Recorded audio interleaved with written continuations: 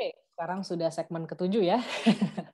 Cukup panjang juga saya ngomong tadi udah 6 segmen, biasanya 5 segmen atau 6 segmen selesai, ini biasanya segmen terakhir, tapi kita masih panjang.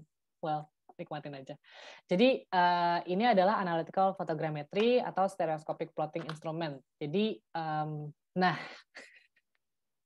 inilah alat yang dulu saya pakai. Sekarang sih udah dimuseumkan sih, udah nggak dipakai lagi, sekarang cuma jadi pajangan ya. Jadi tapi dulu tuh masih dipakai dan inilah yang dilihat ini foto kiri ya, foto kanan, terus kita, mmm, apa ya, kita miring-miringin fotonya biar dia bener-bener tuh kelihatan lurus tuh kayak gimana sebenarnya. Karena kalau misalnya fotonya keambilnya miring, cara terbaik untuk bikin dia lurus adalah direkonstruksi kemiringannya. Jadi misalnya dia, ada belok ke kanan sedikit, artinya kita balikin fotonya ke kiri jadi kayak gini. Misalnya dia miring banget kayak gini, ya.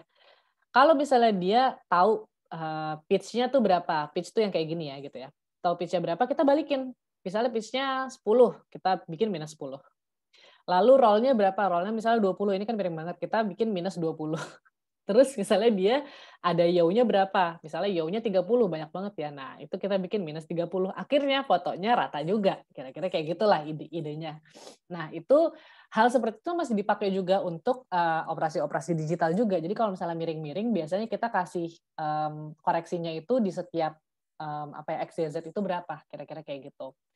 Nah, itu dulu, lalu ada yang namanya analytical analytical plotter, ini sama juga matanya ngelihat ke sini, tapi dia udah, nggak seanalog itu ya, jadi nggak yang kayak fotonya dibengkok-bengkokin, diputer-puter. Nah, ini tuh kayak udah agak lebih digital lah, tapi kita plotting-nya tetap sambil ngelihat gitu ya, sambil kita lihat, komputer nanti kayak gimana, dan sekarang ini yang kayaknya cukup sering dilakukan. Jadi yang saya bilang tadi gitu ya, ada orang pakai kacamata sambil dia, titik-titikin, fotonya. Dan kenapa tetap harus, pakai kacamata itu, karena ya itu tadi, stereo gitu ya. Kita pengen lihat, sense of depth-nya gitu. Bahkan kita bisa tahu kedalaman gitu atau ketinggian, beda tinggi di setiap titik berapa.